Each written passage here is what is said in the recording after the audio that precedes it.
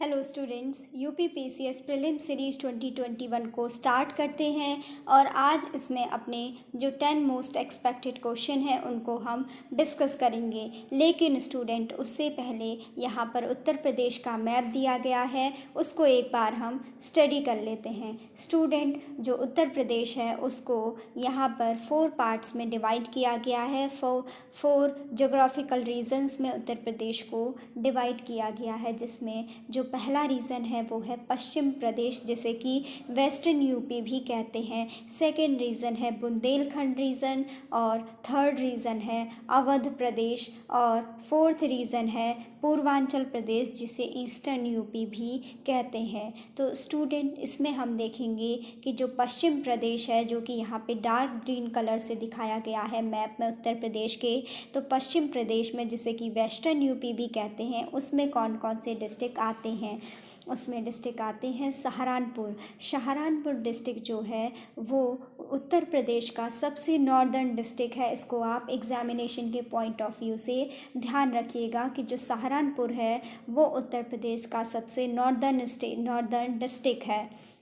और उसके बाद ये किस में आता है? वेस्टर्न यूपी में आता है, पश्चिम प्रदेश में आता है। तो अब हम देख रहे हैं कि जो वेस्टर्न यूपी का रीजन है उसमें कौन कौन से डिस्ट्रिक्ट्स आते हैं। वेस्टर्न यूपी में सहारनपुर आता है, मुजफ्फरनगर आता है, बिजनौर आता है, मेरठ आता है और ज्योतिबा राव फुले नगर आता है, मुरादाबाद और रामपुर, बरेली, पीलीभीत, बदायूं और शाहजहाँपुर, काशीराम नगर और अलीगढ़ और महामाया नगर, इटाहा और ये सब जो नगर हैं, फिरोज़ाबाद, और ये सारे नगर किस में आते हैं? वेस्टर्न यूपी में आते हैं। अगर स्टूडेंट उसके बाद अगर हम बुंदेलखंड रीजन की बात करते हैं तो उसमें डिस्ट्रिक्ट आते हैं जालौन डिस्ट्रिक्ट, हमीरपुर डिस्ट्रिक्ट और झांसी डिस्ट्रिक्ट, महोबा डिस्ट्रिक्ट, बंडा, चित्रकूट, ये आते हैं बुंदेलखंड के रीजन में। और अगर अवध प्रदेश की बात की जाए तो अवध प्रदेश में उत्तर प्रदेश के खीरी डिस्ट्रिक्ट, सीतापुर, बाराबंकी, रायबरेली, लखनऊ, उन्नाव, कानपुर नगर, कानपुर देहात, औरैया, इटावा और कन्नौज और फर्रुखाबाद, ये सभी डिस्ट्रिक्ट किस में आते हैं? ये सभी डिस्ट्रिक्ट अवध प्रदेश में आते हैं। अवध प्रदेश में कौन कौन से डिस्ट्रिक्ट आते हैं? अवध प्रदेश में आता है Kheri district, Sitapur district, Farrukhabad district, Hardoi district, Lucknow, Barabanki, Unnao, Kanpur Nagar, Kanpur Dehat, Auraiya, Etawah और कन्नौज और हरदोई। तो ये सभी जो डिस्ट्रिक्ट हैं वो अवध प्रदेश में आते हैं।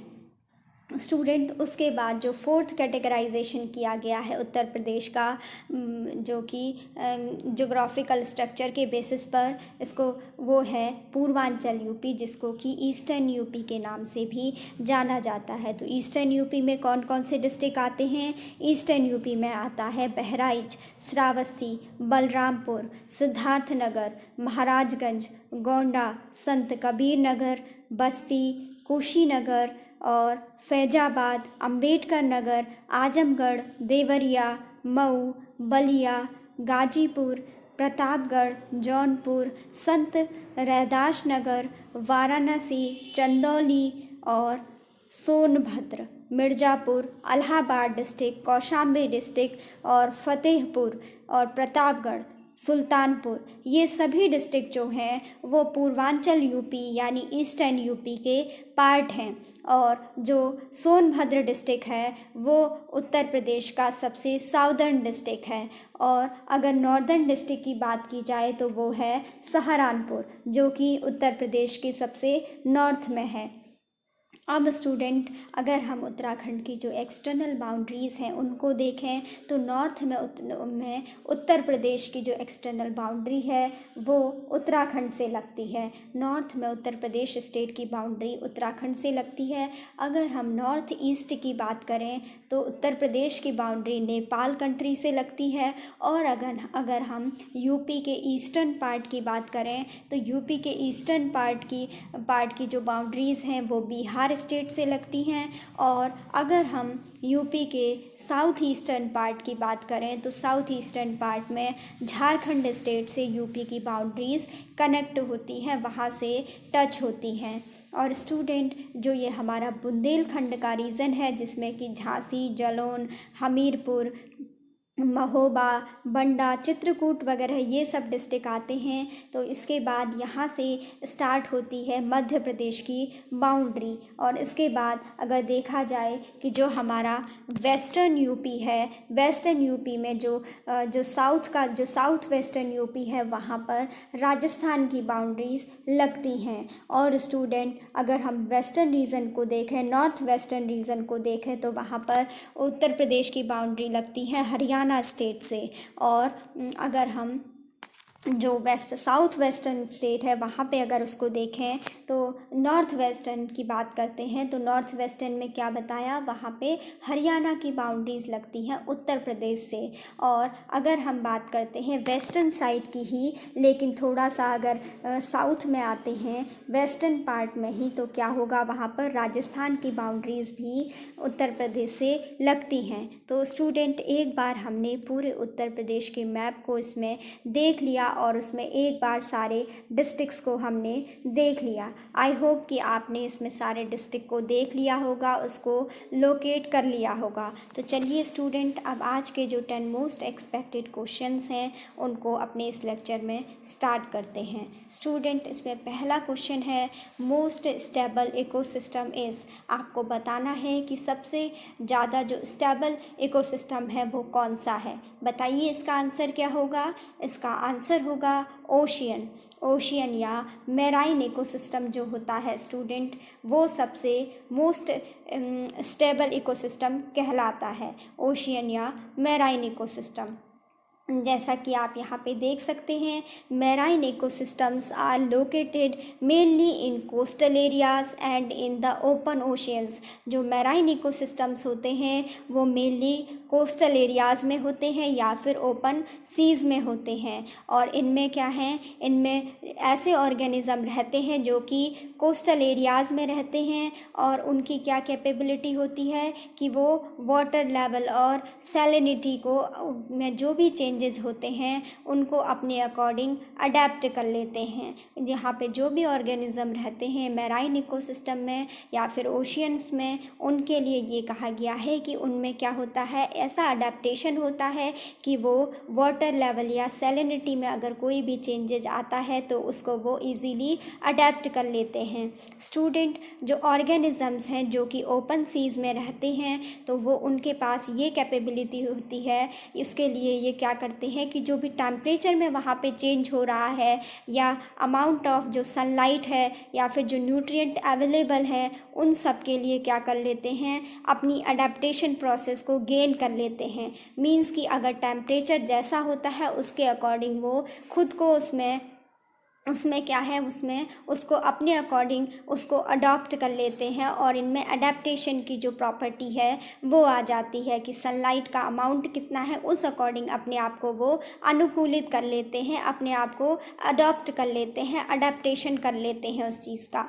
ठीक है, उसके बाद नेक्स्ट क्वेश्चन है इसी में स्टूडेंट, जैसा कि अभी हमने पढ़ा कि जो मोस्ट स्टेबल इकोसिस्टम है वो कौन सा है, वो है ओशियन इकोसिस्टम या मेराइन इकोसिस्टम। स्टूडेंट, जो बेसिकली जो मेराइन इकोसिस्टम है ये एक्वेटिक बायोम्स का एक पार्ट है।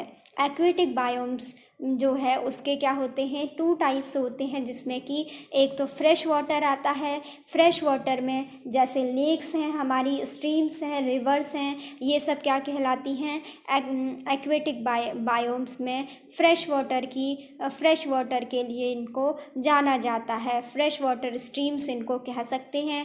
और अगर मेराइन इकोसिस्टम की बात की जाए तो मेराइन इकोसिस्टम में आते हैं ओशियंस। जैसा कि अभी हमने देखा कि जो सबसे स्टेबल इकोसिस्टम है वो ओशियन को माना जाता है या फिर मेराइन इकोसिस्टम को। तो मेराइन इकोसिस्टम के अंदर ही आते हैं ओशियंस आते हैं, कोरल रीफ्स आते हैं और एस्चुरीज आते हैं।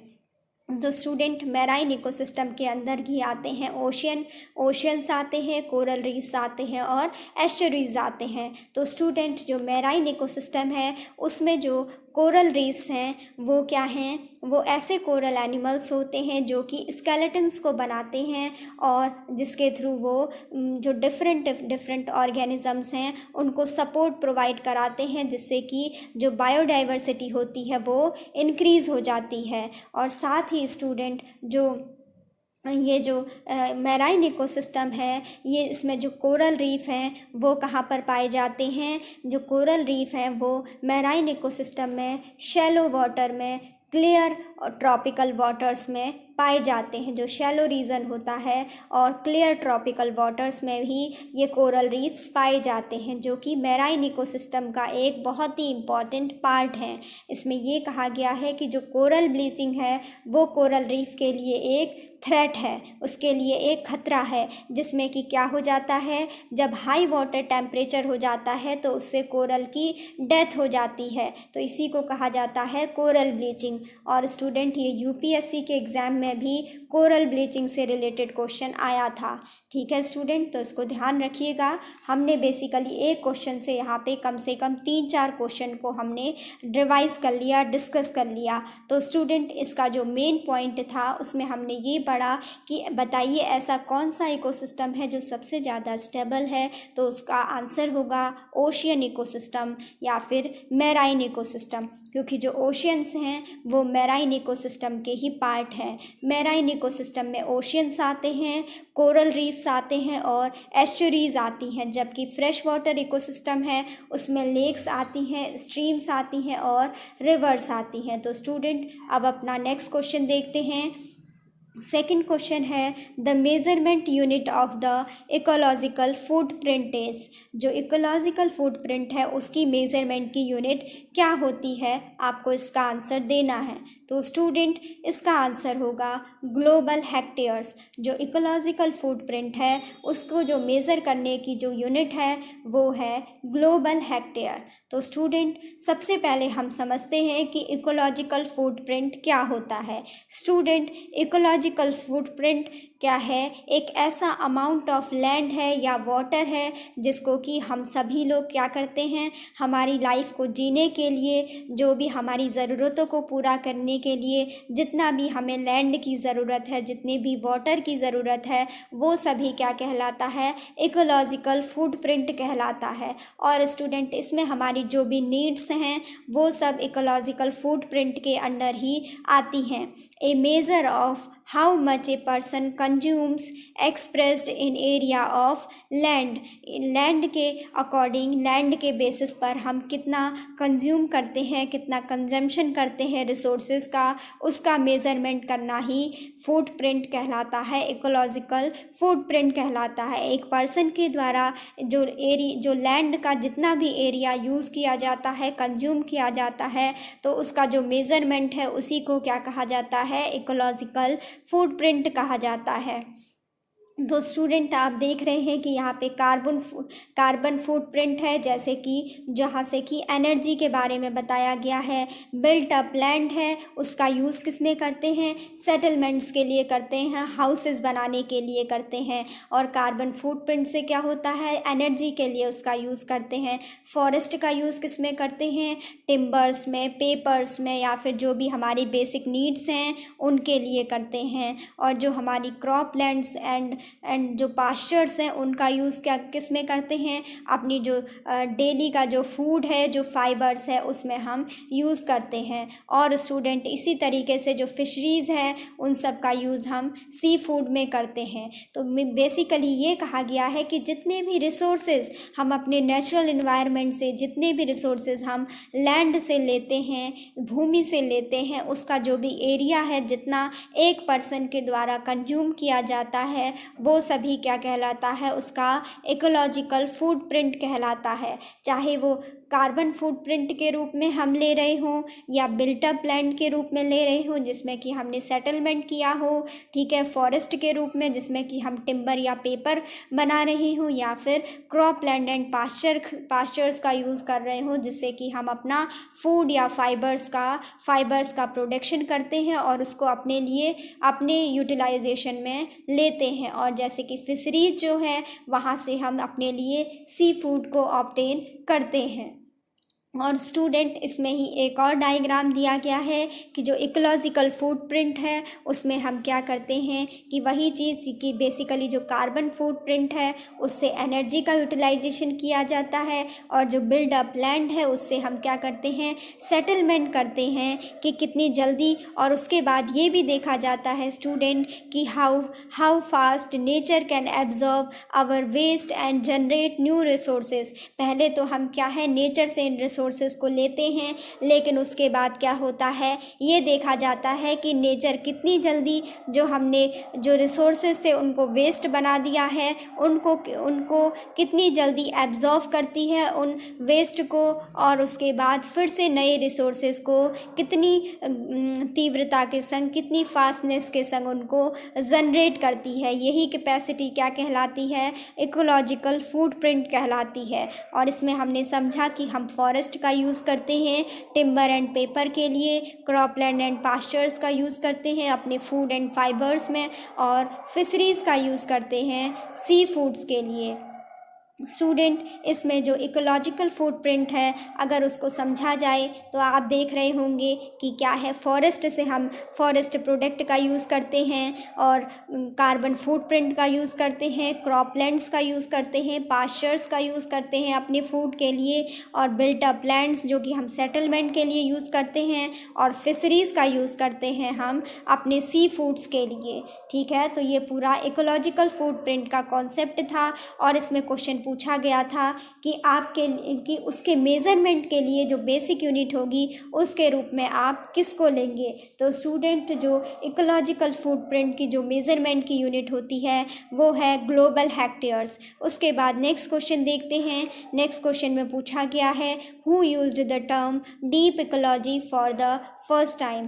पहली बार जो डीप इकोलॉजी का टर्म है वह किसके द्वारा यूज़ किया गया। तो स्टूडेंट जो अर्नेस्ट नीस हैं, अर्नेस्ट नीस जो कि एक नॉर्वेजियन फिलोसोफर हैं, उन्होंने 1973 में जो डीप इकोलॉजी का टर्म है उसको बताया, उसको कॉइन किया।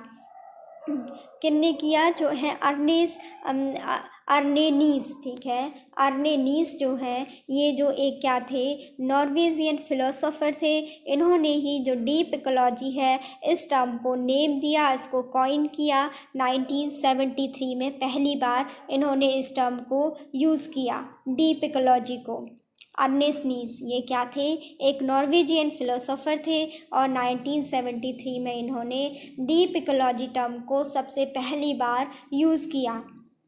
स्टूडेंट जो डीप इकोलॉजी है इसका मीन्स बेसिकली ये होता है कि क्या है, जितनी भी हमारी चीज़ें हैं, चाहे वो ह्यूमन बीइंग्स हों या फिर वो क्या हो, नॉन लिविंग ऑब्जेक्ट्स हों हमारी अर्थ में, उन सभी के लिए हमारी क्या है, इक्वल इम्पोर्टेंस है। और जो भी ऑर्गेनिज़म्स हैं, सारे ही ऑर्गेनिज़म्स सभी का क्या है, इक्वल मॉरल वर्थ है, और जिसमें कि हर किसी के पास क्या है, हर किसी के पास एक नेचर की गुडनेस को बताया गया है। और इसमें ये कहा गया है कि जो ह्यूमन के द्वारा जो नेचुरल रिसोर्सेज का जो एक्सप्लॉयटेशन किया जा रहा है उससे क्या होगा, उसके जो परिणाम होंगे वो काफ़ी घातक होंगे। ये अर्नेनीस के द्वारा बताया गया है। उन्होंने कहा बाय एन इकोसॉफी, जिससे कि उन्होंने कहा फिलॉसफी ऑफ इकोलॉजिक हार्मनी और इक्विलिब्रियम। ये था स्टूडेंट डीप इकोलॉजी। और अगर डीप इकोलॉजी को समझा जाए तो इसको कहा जाता है the flourishing of human and non human life on earth has intrinsic value. The value of non human life forms is independent of the usefulness these may have for narrow human purposes. इसमें जो ये बताया गया है deep ecology के under की जो human life है उसके साथ साथ जो नॉन ह्यूमन लाइफ है उसकी भी अपनी एक इंट्रिंसिक वैल्यू है। और ये कहा गया है कि जो नॉन ह्यूमन लाइफ है उसकी क्या है, उसकी जो ह्यूमन पर्पजेज़ के लिए उसकी काफ़ी इम्पॉर्टेंट है, उसकी काफ़ी इम्पॉर्टेंस है, क्योंकि हम ह्यूमन क्या हैं, हम ह्यूमन उन नॉन ह्यूमन जो चीज़ें हैं, जो नॉन ह्यूमन लाइफ है उसके जो ऑब्जेक्ट्स हैं उनको अपनी पर्पजेज़ के लिए उनको यूज़ करते हैं, अपनी नीड्स को फुलफ़िल करने के लिए हम जो नॉन ह्यूमन लाइफ फॉर्म है हैं उनको यूज़ करते हैं। तो ये बताया गया है कि इसमें जो दोनों ही जो लाइफ फॉर्म्स हैं, चाहे वो ह्यूमन में हो या फिर नॉन ह्यूमन लाइफ हो, उसमें बताया गया है कि इसमें क्या है, दोनों में ही रिचनेस है और डाइवर्सिटी ऑफ लाइफ फॉर्म है। तो ये क्या करती हैं, ये ह्यूमन और नॉन ह्यूमन लाइफ को अर्थ में जो लाइफ है उसकी डाइवर्सिटी को बताती हैं और जो लाइफ फॉर्म है उसकी रिचनेस को बताते हैं। और डीप इकोलॉजी के कॉन्सेप्ट में ये बताया गया है कि humans have no right to reduce this richness. Humans के पास जो ये रिचनेस है हमारी नेचर की, हमारी अर्थ की, जिसमें कि ह्यूमन लाइफ भी है और साथ ही साथ नॉन ह्यूमन लाइफ का ही उतना ही एग्जिस्टेंस है, उतनी ही अपनी इंट्रिंसिक वैल्यू है। तो ये कहा गया है कि ह्यूमन के पास इस चीज़ का कोई भी राइट नहीं है कि वो इस रिचनेस को कम करे या फिर इस डाइवर्सिटी को डिक्रीज़ करे, लेकिन क्या है वो इसके थ्रू जो नॉन ह्यूमन लाइफ है उसको अपनी वाइटल ह्यूमन नीड्स को सेटिस्फाई करने के लिए इसका यूज कर सकता है। लेकिन क्या है, उसने इनका एक्सप्लॉयटेशन नहीं करना चाहिए। Present human interference with the non human world is excessive and the situation is rapidly versioning. इसमें ये बताया गया है कि जो प्रेजेंट में जो ह्यूमन का इंटरफेरेंस है नॉन ह्यूमन वर्ल्ड के ऊपर, वो बढ़ता ही जा रहा है और वो बहुत ज़्यादा एक्सेसिव है। इससे क्या होगा, इससे जो सिचुएशन है हमारे नेचर की, जो नॉन ह्यूमन लाइफ की, वो बहुत ज़्यादा हो रही है, बहुत ज़्यादा बेकार हो रही है, बहुत बुरी तरीके से रैपिडली बहुत बेकार हो रही हैं, बहुत ही वर्शन हो रही हैं, जिससे कि क्या हो रहा है, हमारे क्लाइमेट में डिफरेंट चेंजेस आ रहे हैं, ये कहा गया है।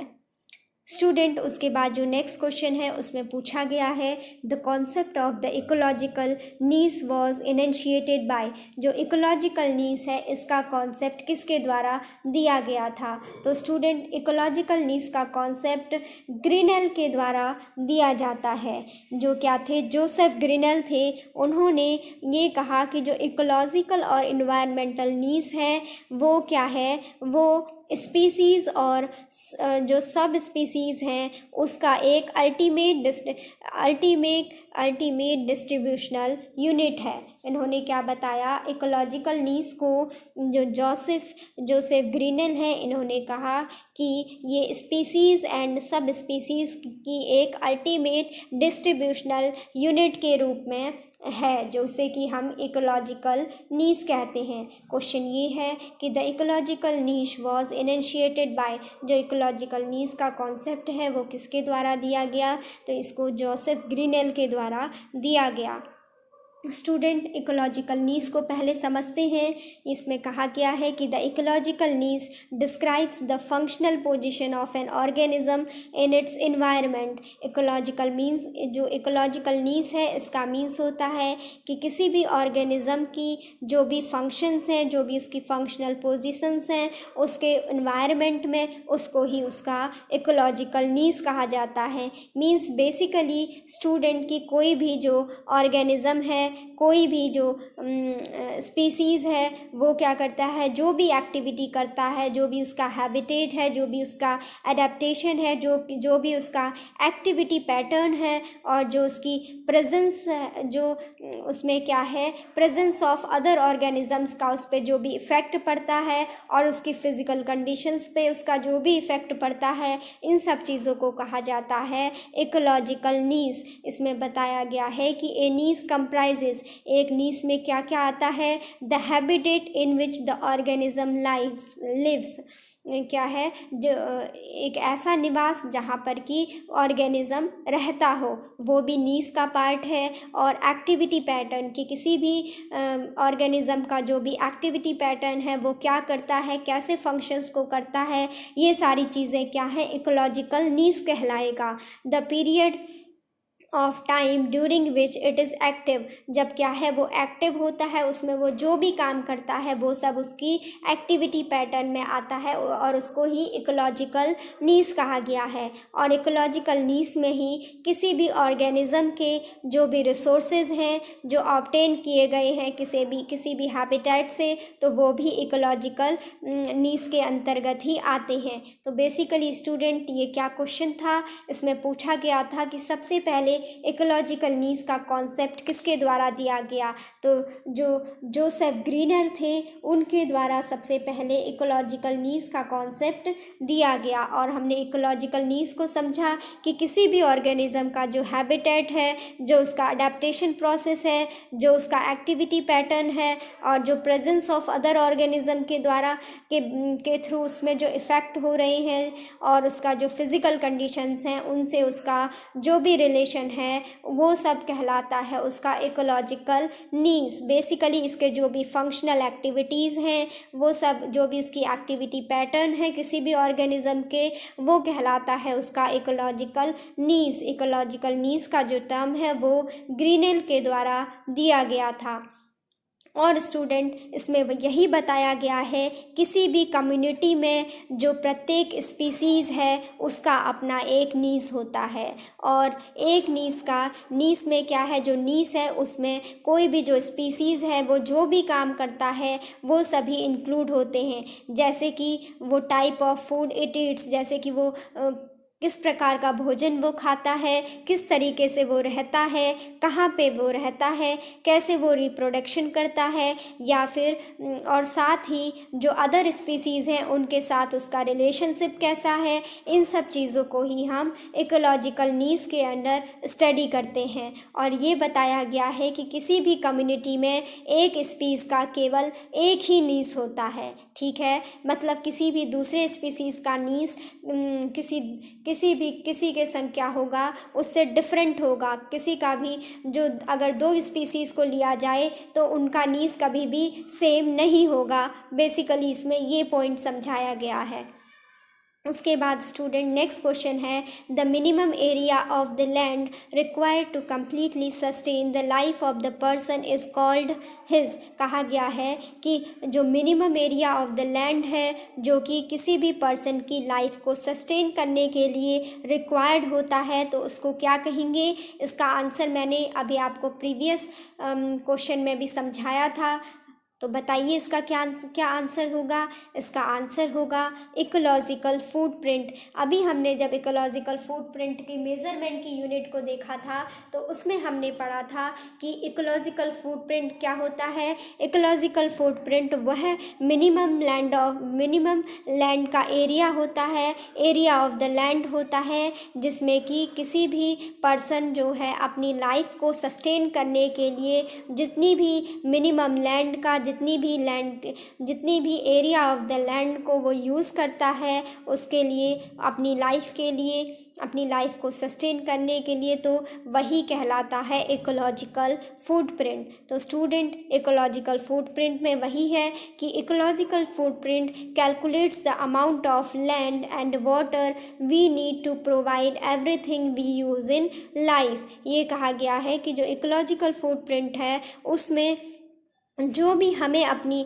लाइफ में जो भी चीज़ें चाहिए, जो कि हम कहाँ से लेते हैं, लैंड या वाटर से, जो भी चीज़ें जितने अमाउंट में हम उनका यूज़ करते हैं लैंड और वाटर का अपने जीवन को चलाने के लिए, अपनी लाइफ को चलाने के लिए, तो वो सब हमारा इकोलॉजिकल फुटप्रिंट कहलाता है। और स्टूडेंट जो भी हम फूड हम नेचर से लेते हैं, जो भी सी फूड फिशरीज से लेते हैं, जो भी सेटलमेंट हम लैंड से कर रहे हैं, और जो भी एनर्जी फॉर ट्रांसपोर्ट जिसमें कि हम पढ़ रहे थे जो कि कार्बन फुटप्रिंट कहलाता है, और जो भी हम वुड एंड पेपर यूज़ कर रहे हैं जिनको कि हम फॉरेस्ट रिसोर्सेज से ले रहे हैं, तो ये क्या है, people consume these resources very fast and generate waste. हम सब क्या करते हैं, इन रिसोर्सेज का, इन नेचुरल रिसोर्सेज का यूज़ करते हैं जो कि लैंड और वाटर से रिलेटेड हैं, इनका यूज़ करते हैं, और इसके बाद इनका वेस्ट जनरेट हो जाता है और जो नेचर की कैपेसिटी होती है कि नेचर कितनी फास्ट इनको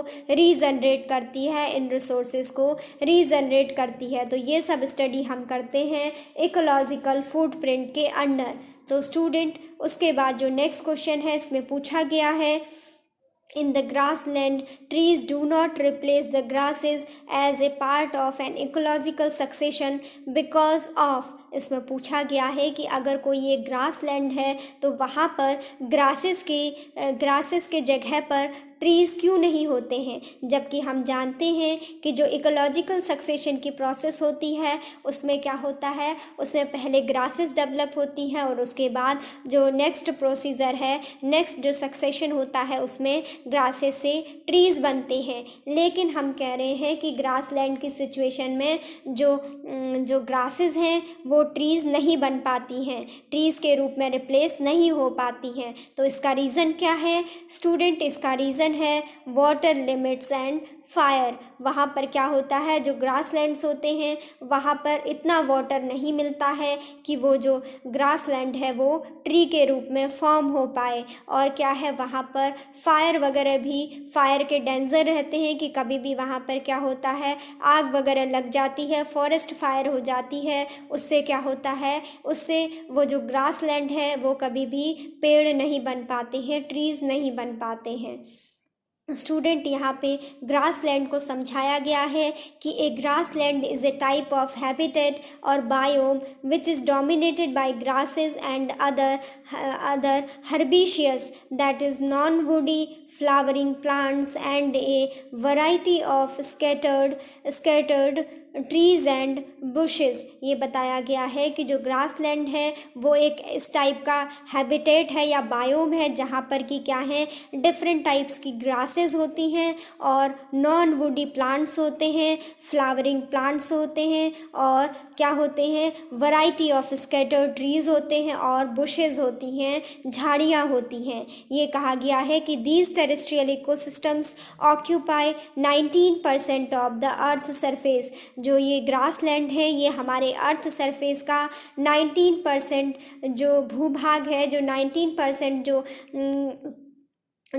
जो क्या है, लैंड है, जो अर्थ का सरफेस है, वो 19% अर्थ सरफेस को ऑक्यूपाई ग्रासलैंड के द्वारा किया जाता है। यानी जो अर्थ सरफेस है उसके 19% एरिया में ये ग्रासलैंड पाए जाते हैं। स्टूडेंट जो ग्रासलैंड है वो डिफरेंट पार्ट्स में डिफरेंट रूप से डिफरेंट नेम से जाने जाते हैं। ठीक है, जैसे कि जो एशिया में जो ग्रासलैंड्स हैं वो स्टेपीज़ कहलाते हैं। प्रेरीज़ इन द नॉर्थ अमेरिका में जो ग्रासलैंड हैं वो प्रेरीज़ कहलाते हैं। और जो अमेरिका है, जो साउथ अमेरिका है, ठीक है, जैसे कि जो अगर हम बात करें तो अमेरिका में क्या है, जो ग्रासलैंड है वहाँ पर पैम्पास और सेरेडोस कहा जाता है। और जो कि क्या है, साउथ अमेरिका है, साउथ अमेरिका में कहा जाता है पंपास कहा जाता है ग्रासलैंड को, और सेरेडोस कहा जाता है, कटिंगास कहा जाता है। और स्टूडेंट जो कि साउथ अफ्रीका है वहाँ पर जो ग्रासलैंड होते हैं उनको सवाना कहा जाता है और वेल्ड्स कहा जाता है। और जो ऑस्ट्रेलिया में जो ग्रासलैंड हैं उनको रेंजलैंड्स भी उनको कहा जाता है। स्टूडेंट तो ये थे हमारे सारे ग्रासलैंड्स। एक बार हमने रिवाइज़ कर लिया कि ग्रासलैंड जो हैं नॉर्थ अमेरिका में उनको कहा जाता है प्रेयरीज़, ठीक है, और एशिया में कहा जाता है स्टेपीज़, और जो साउथ अमेरिका है, साउथ अमेरिका में ग्रासलैंड को कहा जाता है पंपास, सेरेडोस, कटिंगास, ठीक है। और जो साउथ अफ्रीका है, अफ्रीका में उनको कहा जाता है सवाना और वेल्ड्स कहा जाता है। और जो ऑस्ट्रेलिया है वहाँ पर उनको कहा जाता है रेंजलैंड्स। तो स्टूडेंट ये क्वेश्चन यहाँ पे कंप्लीट होता है। इसके बाद जो नेक्स्ट क्वेश्चन है उसमें पूछा गया है which is the correct sequence of the phases of biotic succession. ये कहा गया है कि जो बायोटिक सक्सेशन है उसकी जो फेजेस हैं उसका करेक्ट सीक्वेंस क्या होगा। स्टूडेंट, इसका आंसर है न्यूडेशन, माइग्रेशन, इशीज़, रिएक्शन और स्टेबलाइजेशन। स्टूडेंट, ये क्वेश्चन एग्ज़ाम में पूछ लिया जाता है, इसलिए आपको इसका जो फेजेज़ हैं बायोटिक सक्सेशन का, उसको इसकी करेक्ट सीक्वेंस को इसी तरीके से लर्न करना होगा, जिसमें कि सबसे पहले हम समझते हैं कि इकोलॉजिकल सक्सेशन क्या होता है। स्टूडेंट, जो इकोसिस्टम्स हैं वो क्या होते हैं, कॉन्स्टेंटली चेंज होते रहते हैं, और इकोलॉजिकल सक्सेशन एक ऐसी ग्रेजुअल प्रोसेस है जो कि किसी भी कम्युनिटी के जो स्पीसीज़ हैं उनमें जो भी टाइम के साथ साथ उनमें जो भी चेंजेस आते हैं, जो भी जो किसी भी कम्युनिटी की जो स्पीसीज़ हैं उनके करैक्टरिस्टिक्स में जो भी चेंजेस आते हैं, जो भी रिप्लेसमेंट होता है किसी भी कम्युनिटी के टाइप्स ऑफ स्पीसीज़ में, उसको ही कहते हैं ecological succession. Ecological succession is a gradual process of change and replacement of the types of species in a community. इसमें ये कहा गया है कि इकोलॉजिकल सक्सेशन क्या है, एक ग्रेजुअल प्रोसेस है जो कम्युनिटी में जो भी स्पीसीज़ हैं उनके टाइप में जो भी चेंजेस होता है या उनमें क्या क्या रिप्लेसमेंट होते हैं, तो इस चीज़ को हम स्टडी करते हैं इकोलॉजिकल सक्सेशन के अंडर। और स्टूडेंट, इसमें नेक्स्ट पॉइंट दिया गया है, each new community makes it harder for the previous community to survive. ये कहा गया है कि जब कोई भी अगर नई कम्युनिटी डेवलप होती है तो उससे क्या होता है, उससे जो प्रीवियस कम्युनिटी है उसका सर्वाइवल थोड़ा हार्ड हो जाता है, थोड़ा टफ हो जाता है। स्टूडेंट, क्योंकि जो हमारे रिसोर्सेज हैं वो तो लिमिटेड हैं, लेकिन क्या हो रहा है कि जब नई नई स्पीसीज़ बन रही हैं, नए नए चेंजेस आ रही हैं, नए नए डेवलपमेंट हो रहे हैं, तो उससे क्या हो रहा है, नेचुरल रिसोर्सेज का डिके हो रहा है। तो इसीलिए कहा गया है कि जो प्रीवियस जो कम्युनिटीज़ होंगी उनका सर्वाइवल थोड़ा डिफ़िकल्ट हो जाता है। स्टूडेंट, जैसे कि हमने इस क्वेश्चन में हमने पढ़ा था कि जो प्रोसेस ऑफ इकोलॉजिकल सक्सेशन है उसका ऑर्डर क्या है, इसको हमने इसका करेक्ट सीक्वेंस है उसको हमने स्टडी करना है। तो स्टूडेंट, सबसे पहले आता है न्यूडेशन, फिर होगा इन्वेजन, उसके बाद आता है कम्पटिशन एंड कोएक्शन, उसके बाद है रिएक्शन, और सबसे लास्ट में है स्टेबलाइजेशन, और जिसे क्लाइमेक्स भी कहते हैं। ये क्या हैं, ये 5 जो प्रोसेसेस हैं ये प्रोसेस ऑफ इकोलॉजिकल सक्सेशन कहलाते हैं, और एग्ज़ाम में इनको क्या है, इनका ऑर्डर रीअरेंज करके दिया जाता है, और कहते हैं कि क्या है, आप इनको एक करेक्ट सीक्वेंस में अरेंज करिए। तो सबसे पहले न्यूडेशन आएगा, फिर इन्वेजन आएगा, फिर कम्पटिशन एंड कोएक्शन आएगा, फिर रिएक्शन आएगा, और उसके बाद स्टेबलाइजेशन या क्लाइमेक्स आता है। स्टूडेंट, उसके बाद जैसा कि हम देख रहे हैं सक्सेशन की प्रोसेस में ये होता है, जैसे आप देख रहे हैं कोई भी क्या है, एनुअल प्लांट्स हैं, छोटे छोटे प्लांट्स हैं, फिर क्या होता है, पेरेनियल प्लांट्स एंड ग्रासेस, वो क्या होती हैं, धीरे धीरे ग्रास के रूप में बड़ी होती हैं, फिर क्या होता है, श्रब्स बनती हैं, झाड़ियाँ बनती हैं, फिर क्या है, फिर उसके बाद डेवलप होता है, सक्सेशन होता है, टाइम के साथ साथ चेंज होता है। तो जो उन ट्रीज़ में क्या होता है, कुछ सॉफ्ट वुड्स आती हैं, कुछ क्या है उसमें कुछ सॉफ्ट वुड्स भी उसमें डेवलप होने लगती हैं, जैसे कि पाइन जो ट्री होता है, उसके बाद है हार्डवुड ट्रीज़ डेवलप होते हैं। तो ये क्या है, एक तरीके से इकोलॉजिकल सक्सेशन की फॉर्मेशन को, उसकी प्रोसेस को दिखाया गया है, जिसमें कि जो टाइम है बहुत ज़्यादा टाइम लगता है इसमें चेंजेज आने में, लेकिन ये क्या है, स्टेजेस चेंज हो रही हैं। जैसे सबसे पहले एक प्लांट था, फिर वो पेरेनियल प्लांट एंड ग्रासेस हैं, फिर वो श्रब्स बनता है, फिर वो सॉफ्टवुड ट्रीज़ या पाइन्स बनता है, मीन्स कि उसमें क्या है, थोड़ा बहुत लकड़ी के रूप में जो सॉफ्टवुड उसमें डेवलप होती है, उसके बाद क्या बनता है, वो हार्डवुड ट्रीज़ बन जाते हैं। तो ये क्या है, इकोलॉजिकल सक्सेशन की पूरी प्रोसेस इस फिगर में दिखाई गई है। स्टूडेंट उसके बाद नेक्स्ट क्वेश्चन में पूछा गया है which is the correct order of biological organization ranging from organism to biosphere, जिसमें जो कि क्या है किसी भी ऑर्गेनिज्म का बायोस्फीयर तक बनने तक जो बायोलॉजिकल ऑर्गेनाइजेशन का जो करेक्ट ऑर्डर है उसको बताना है, क्योंकि ऐसे क्वेश्चन एग्ज़ाम में आ जाते हैं, उसमें क्या है पूरा ऑर्डर दे देते हैं और ये पूछेंगे कि नेक्स्ट फेज़ क्या होगी। तो स्टूडेंट आपको क्या है ऑर्गेनिज्म से बायोस्फीयर तक ये कैसे बनता है सिस्टम, इसका करेक्ट ऑर्डर बताना है। तो इसका आंसर होगा सबसे पहले कोई भी जो ऑर्गेनिज्म है उसकी क्या होती है, जब दो या दो से अधिक ऑर्गेनिज्म होंगे तो पॉपुलेशन कहलाएगा। उसके बाद जब पॉपुलेशन ज़्यादा होगी तो क्या होगा, अलग अलग पॉपुलेशन होगी तो वो एक कम्युनिटी बन जाएगी। अगर अलग अलग कम्युनिटीज़ बन जाएंगी तो उससे क्या होगा, इकोसिस्टम का फॉर्मेशन होगा,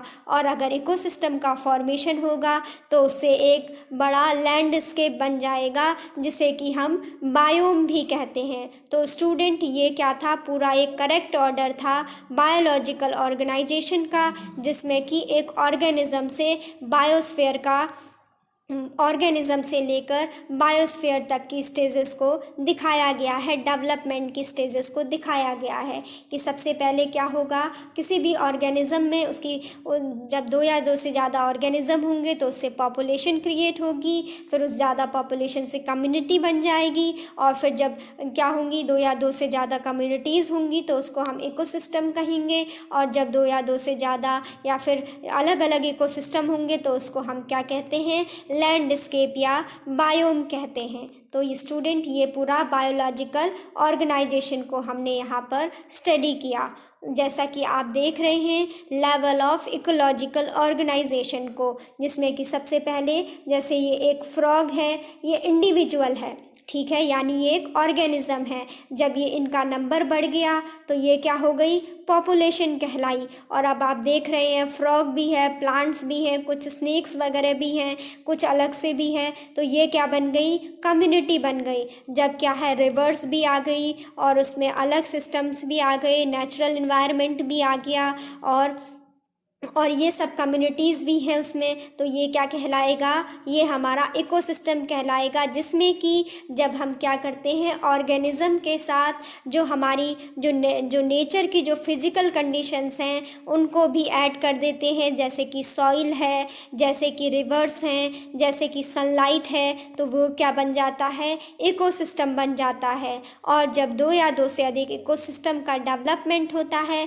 तो उससे क्या बन जाता है, बायोम या फिर बायोस्फीयर बन जाता है।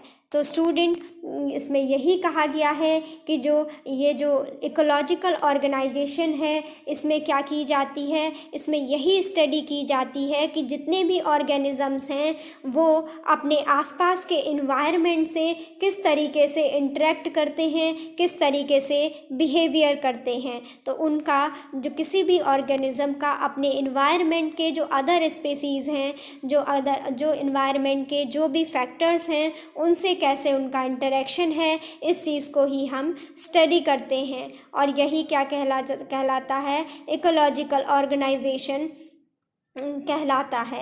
Scientist study ecology at various levels of organization. इसमें क्या है, वेरियस जो अलग अलग लेवल हैं ऑर्गेनाइजेशन के, जैसे कि पॉपुलेशन है, कम्युनिटी है, इकोसिस्टम है, बायोस्फीयर है, इसको इकोलॉजी में ही साइंटिस्ट के द्वारा स्टडी किया जाता है। तो स्टूडेंट जो अभी हमने पढ़ा कि जो इकोलॉजी होती है वो क्या होती है, इकोलॉजी कहलाती है किसी भी ऑर्गेनिज्म का जो उसके इन्वायरमेंट के साथ जो इंटरेक्शन है या फिर जो दूसरे ऑर्गेनिज्म हैं उनके साथ जो उसका बिहेवियर है, जो इंटरेक्शन का तरीका है, वही उसका क्या कहलाता है, इकोलॉजिकल ऑर्गेनाइजेशन को बनाता है, जो कि उसकी इकोलॉजी को फॉर्म करता है। तो स्टूडेंट उसके बाद जो नेक्स्ट क्वेश्चन है उसमें पूछा गया है which is the correct sequence of A food chain का करेक्ट सीक्वेंस क्या होता है।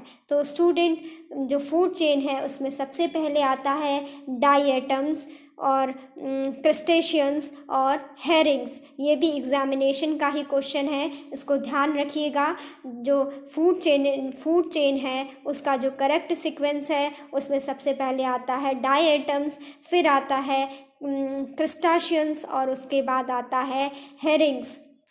नेक्स्ट इसमें देखते हैं आगे स्टूडेंट, जैसा कि आप डायग्राम में देख रहे हैं डायटम्स को, ठीक है, और उसके बाद क्या होता है, उसके बाद आप देख रहे हैं हेरिंग्स को और क्या है डाइनोफ्लैगेलेट्स को, ठीक है, जिसको कि हमने यहाँ पे देखा था क्रस्टेशियंस, डायटम्स और हेरिंग्स के रूप में। जो ये करेक्ट सीक्वेंस है इसमें सबसे पहले आता है डायटम्स, दूसरे नंबर पे आता है क्रस्टेशियंस और तीसरे नंबर पे आता है हेरिंग्स। ये क्या है, हम फूड चेन के करेक्ट सीक्वेंस की बात कर रहे हैं स्टूडेंट। उसके बाद जो हमारा आज की इस जो प्रीलिम सीरीज़ है इसका जो लास्ट क्वेश्चन है उसमें पूछा गया है the amount of energy during transfer from one trophic level to another is an ecosystem. ये पूछा गया है कि जब इकोसिस्टम में एक ट्रॉपिक लेवल से दूसरे ट्रॉपिक लेवल में अगर एनर्जी का ट्रांसफ़र होता है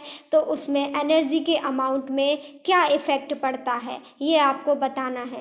तो स्टूडेंट इसका आंसर होगा कि जब क्या होता है, जब एनर्जी का ट्रांसफ़र होता है एक ट्रॉपिक लेवल से दूसरे ट्रॉपिक लेवल में इकोसिस्टम में किसी भी, तो एनर्जी क्या होती है, डिक्रीज़ होती है। इसको हम डायग्राम के थ्रू समझते हैं स्टूडेंट। ये देखिए, अगर सबसे पहले क्या है, मान लीजिए सन से कितने जूल की सनलाइट आ रही है, ये क्या है, मान लीजिए कि अगर फॉर एग्ज़ाम्पल कि 10 लाख जूल की जो सनलाइट है वो क्या है, सन से आ रही है, ठीक है, या फिर 1 मिलियन जूल कहिए, ठीक है। अगर इतनी सनलाइट आ रही है तो उसमें से क्या होगा, उसका जो 1% ऑफ एनर्जी ट्रांसफ़र है जो वो होता है यानी 10,000 जूल। उसके बाद स्टूडेंट अगर जो क्या है ये प्राइमरी प्रोड्यूसर को सन से मिलती है, उसके बाद जो कि क्या है, अब ये यहाँ से ट्रॉपिक लेवल स्टार्ट हो जाते हैं, तो प्रत्येक ट्रॉपिक लेवल में 10% की जो एनर्जी है वो 10% की एनर्जी का ही ट्रांसफ़र होता है। अब 10,000 जूल की जो एनर्जी है वो प्राइमरी प्रोड्यूसर्स को मिलती है, मीन्स कि वो हमारे प्लांट्स को मिलती है, तो उसका जो 10% होगा यानी 1000 जूल जो है वो प्राइमरी कंज्यूमर्स को मिलेगा। और उसके बाद जो सेकेंडरी कंज्यूमर हैं उसको अगर 1000 का भी 10% मीन्स 100 जूल उनको मिलेगा। उसके बाद अगर और हम टर्शियरी कंज्यूमर के पास जाएं तो 100 का भी जो 10% एनर्जी है यानी 10 जूल है वो टर्शियरी कंज्यूमर को मिलेगी। मीन्स स्टूडेंट इसमें क्या है कि जो ट्रॉपिक लेवल है उसके चेंज होने के साथ ही जो एनर्जी ट्रांसफ़र है उसका जो अमाउंट है वो भी क्या है, लगातार डिक्रीज़ हो रहा है, ठीक है। पहले कितनी थी, सबसे पहले जो सनलाइट आती है, मान लीजिए ये क्या है, 10 लाख जूल की जो सनलाइट है वो आती है सन से, तो उसमें से 10,000 जूल अगर जूल की जो एनर्जी है उसको वो मिलती है प्राइमरी प्रोड्यूसर को, तो उसके बाद 10% की एनर्जी ही कहाँ ट्रांसफ़र होती है, उसका 1000 जूल मिलता है प्राइमरी कंज्यूमर को, फिर उसकी 10% एनर्जी ट्रांसफ़र होती है नेक्स्ट सक्सेसिव ट्रॉपिक लेवल में यानी सेकेंडरी कंज्यूमर में, तो वो है 100 जूल, और उसके बाद नेक्स्ट में पहुंचती है टर्शियरी कंज्यूमर के पास 10 जूल। तो आप देख रहे हैं कि लगातार जैसे जैसे ट्रॉपिक लेवल बढ़ रहा है तो एनर्जी क्या हो रही है, डिक्रीज़ हो रही है। पहले 10,000 थी प्राइमरी के पास, जैसे ही वो प्राइमरी प्रोड्यूसर से जब प्राइमरी कंज्यूमर के पास आती है तो ये 1000 हो गई, सेकेंडरी कंज्यूमर के पास आई तो 100 जूल हो गई, और टर्शियरी कंज्यूमर के पास आई तो 10 जूल हो गई। तो आप देख रहे हैं कि जैसे ही ट्रॉपिक लेवल का चेंज हो रहा है इकोसिस्टम में, तो एनर्जी जो ट्रांसफ़र है उसका जो अमाउंट है वो लगातार क्या हो रहा है, डिक्रीज़ हो रहा है, 10% डिक्रीमेंट हो रहा है। तो स्टूडेंट इसके बाद ये बताया गया है, इसमें भी यही एग्जाम्पल दिया गया है कि जैसे आप देख रहे हैं, मान लीजिए प्रोड्यूसर्स हैं, तो प्रोड्यूसर्स के पास क्या है, 1000 किलो कैलोरी उसके पास एनर्जी है। तो उससे क्या होगी, प्रोड्यूसर से सबसे पहले जो एनर्जी का ट्रांसफ़र होगा वो प्राइमरी कंज्यूमर में होगा। तो 1000 का जो 10% है, यानी 100 किलो कैलोरी जो एनर्जी है वो प्राइमरी कंज्यूमर के पास 1000 में से 100 किलो कैलोरी प्राइमरी कंज्यूमर के पास पहुंचती है। अब स्टूडेंट जब सेकेंडरी कंज्यूमर की बारी आती है तो प्राइमरी कंज्यूमर से जो ट्रांसफ़र होता है सेकेंडरी कंज्यूमर में, तो वो 100 का क्या हो जाता है, 10 किलो कैलोरी हो जाता है। एनर्जी का जो अमाउंट है वो 10% और रिड्यूस हो जाता है। और जब आप टर्सरी लेवल में जाते हैं तो टर्सरी लेवल में जो 10 किलो कैलोरी जूल थी उसका केवल 10% रिड्यूस करके कितना बचता है, 1 किलो कैलोरी जूल बनता है, जो कि टर्शरी कंज्यूमर तक ट्रांसफ़र होता है और टर्शरी कंज्यूमर को 1 किलो कैलोरी एनर्जी उसके पास पहुंचती है। तो आप देख रहे हैं कि जैसे जैसे सक्सेसिव ट्रॉपिक लेवल्स में जो एनर्जी का ट्रांसफ़र हो रहा है वो क्या है, लगातार डिक्रीज़ हो रही है। पहले 1000 थी, फिर 100 हुई, फिर 10 हुई और फिर 1 किलो कैलोरी जूल हो गई। तो इस तरीके से जो एनर्जी ट्रांसफ़र है वो ट्रॉपिक लेवल के साथ ही उसके ट्रांसफ़र करने से जो एनर्जी का अमाउंट है वो क्या है, लगातार डिक्रीज़ होता है और 10% का डिक्रीमेंट होता है। तो स्टूडेंट आज के ये सभी क्वेश्चन थे, 10 क्वेश्चन यहाँ पे कंप्लीट होते हैं। Thanks for watching.